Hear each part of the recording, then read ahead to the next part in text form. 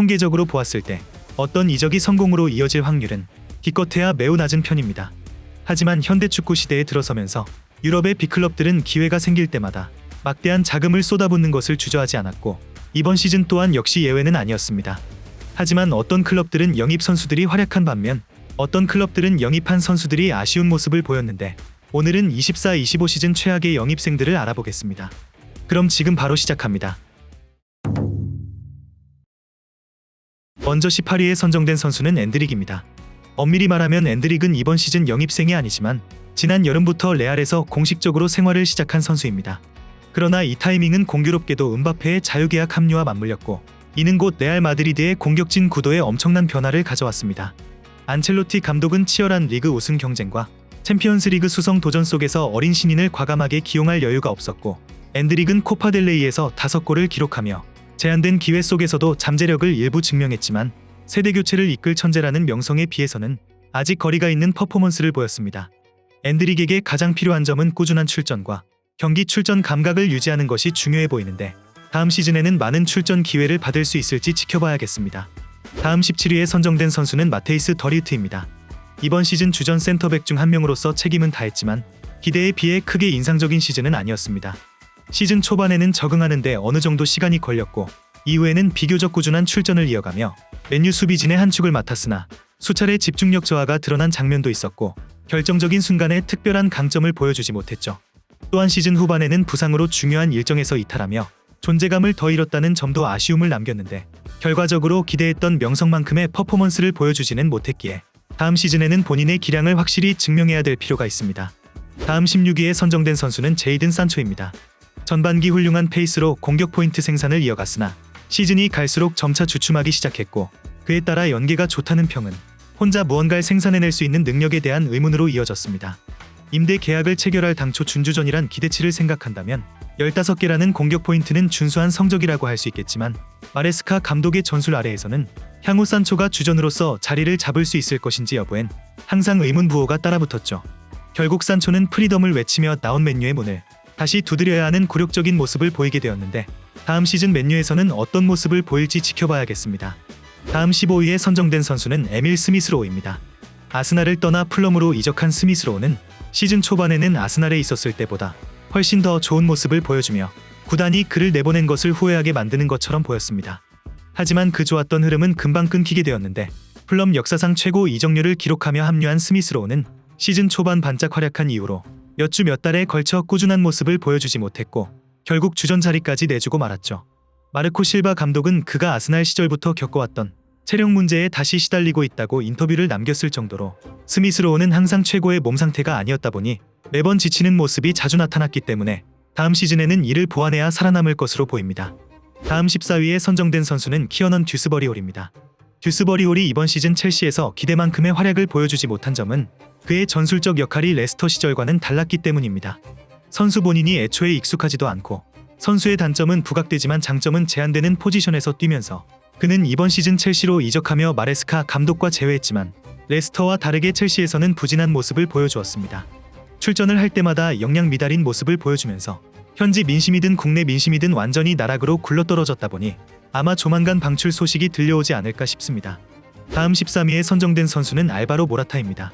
AC밀란 통산 이적료 기준 역대 5번째로 비싼 선수인 모라타는 지난 여름 AT 마드리드에서 AC밀란으로 이적했지만 그 선택은 매우 후회스러운 선택이 되었습니다.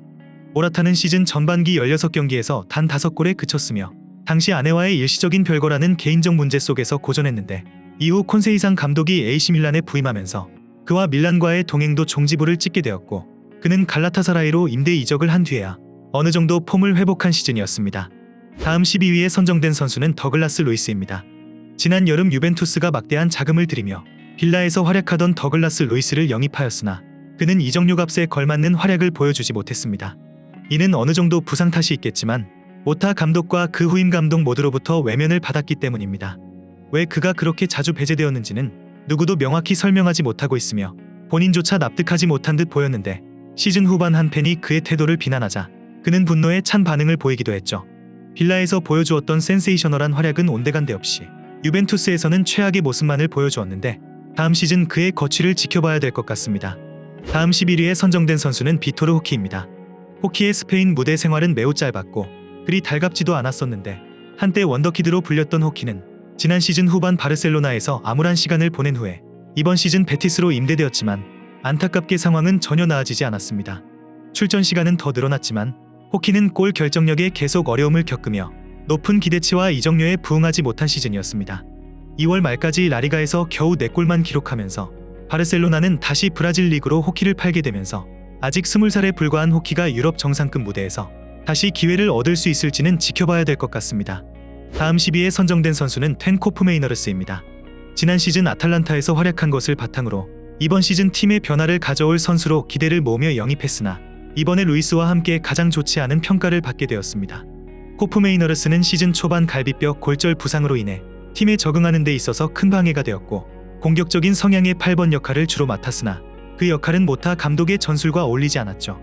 결국 그의 기록은 지난 시즌에 비해 크게 하락했으며 전체적으로 득점력 부족에 시달린 팀 사정 탓에 더더욱 그에 대한 비판은 커지기 시작했죠. 시즌 후반기에 접어들면서 폼이 완전히 망가진 듯한 모습을 보여주었는데 같은 리그인 세리에 내에서 최고의 활약을 펼친 선수가 이렇게 망할 줄은 아무도 몰랐을 정도로 아쉬운 모습만을 남긴 채 시즌을 마치게 되었습니다. 다음 9위에 선정된 선수는 에디 은케티아입니다. 마침내 아스날의 벤치에서 벗어난 은케티아는 펠리스라는 새로운 환경 속에서 제대로 그의 잠재력이 폭발할 것이라는 기대가 많았지만 그의 이적은 계획대로 풀리지 않은 모습을 보여주었습니다. 전반기에는 17경기 0골 1도움이라는 최악의 폼을 보여주었고 이번 시즌 리그 내내 단 3골에 그쳤으며 시간이 지날수록 선발 자리를 지키는 데 어려움을 겪었는데 이런 상황에 처했을 때 마테타가 좋은 활약을 보이면서 결국 글라스너 감독은 은케티아 대신 마테타를 선택하였고 은케티아는 펠리스에서도 벤치 신세가 되어버렸죠. 다음 8위에 선정된 선수는 노아 오카포입니다.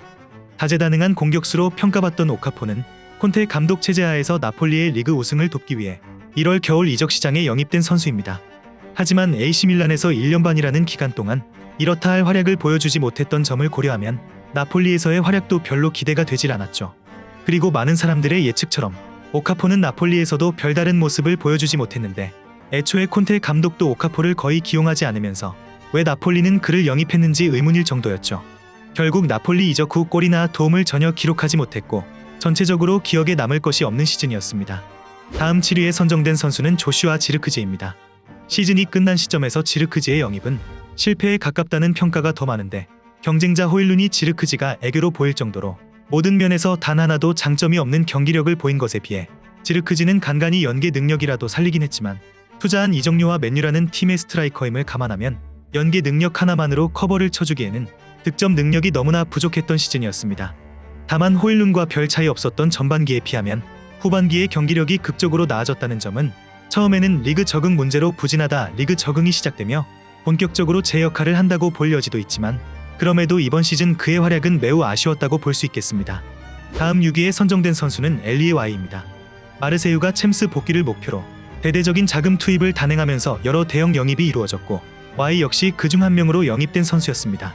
시즌 초반에는 순조로운 출발을 보이며 리그왕 개막전에서부터 득점을 기록하였지만 그 기세는 그리 오래가지 않았습니다.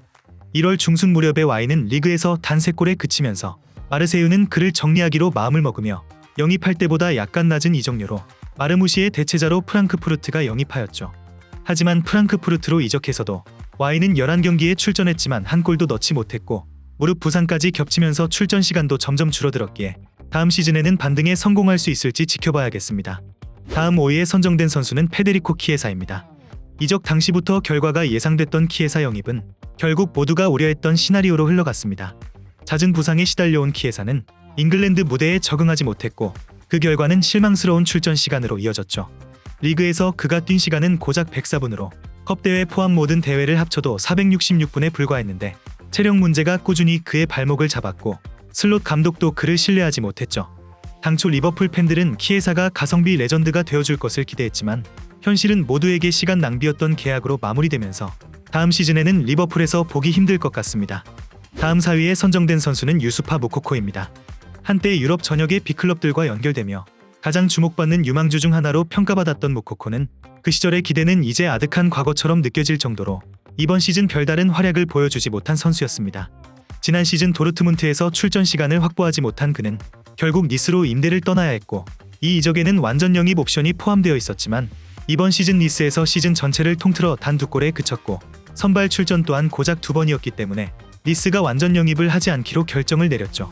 겨우 19살에 불과한 선수이지만 벌써부터 커리어의 향방이 불투명해진 모코코는 더는 신성이라는 수식어로 설명될 수 없는 시점에 놓여지게 되었습니다. 다음 3위에 선정된 선수는 주앙 팔리냐입니다. 팔리냐는 매우 어려운 이적 사과를 보냈고 미넨이 비싼 이적료를 지불하며 영입했지만 정작 기대한 정도에 반해 반도 못하는 실력을 보였고 게다가 개인 스캔들까지 일으키며 여러모로 최악의 영입생 중 하나가 되었습니다. 빌트지 선정 이번 시즌 리그 최악의 영입생 중 1위로 꼽았고 팬들 사이에서도 부상으로 대부분 경기에서 결장한 이토 히로키나 샤샤 보이와 함께 최악의 애물단지로 간주되고 있죠. 부상으로 빠지고 복귀 후에도 전혀 좋은 폼을 보여주지 못하며 결국 벤치에만 머물며 시즌을 보냈다 보니 미넨이 곧 팔리냐를 판다는 기사들이 속출하고 있죠. 다음 2위에 선정된 선수는 라임 스털링입니다. 스털링을 데려온다고 했을 때부터 첼시에서 이미 그는 방출 명단이었고 주급 보조도 절반만 담당했기 때문에 큰 기대를 안 하고 데려온 선수였습니다. 하지만 명색이 스털링이라는 점을 생각했을 때 리그에서 한 골도 기록하지 못했다는 점은 매우 절망적이며 심지어 플레이에서도 전혀 위협적인 모습을 보여주지 못하면서 완전히 전성기가 지났다는 것을 보여주었습니다. 사실상 다음 시즌 첼시로 돌아온다고 하더라도 주급과 나이를 생각해보면 방출 1순위이기에 이미 사우디 리그에서 링크가 나오고 있는 상태죠. 마지막 대망의 1위에 선정된 선수는 주앙 펠릭스입니다. 펠릭스는 여전히 길을 찾지 못하고 있는데 AT 마드리드를 떠나 첼시로 이적하며 마침내 안정을 찾을 것으로 기대되었지만 그 기대는 그리 오래가지 못했습니다. 지난 여름 이적 시장 마감 직전에 무려 4,600만 파운드의 이적료로 이적했으나 펠릭스는 리그에서 단 2개의 공격 포인트만 기록하며 첼시 팬들에게 실망감만 안기게 되었죠. 결국 1월 이적 시장에 또다시 AC 밀란으로 임대를 떠났지만 이탈리아에서도 전혀 좋은 모습을 보여주지 못하면서 그의 능력에 대한 물음은 여전히 해답을 찾지 못하고 있죠.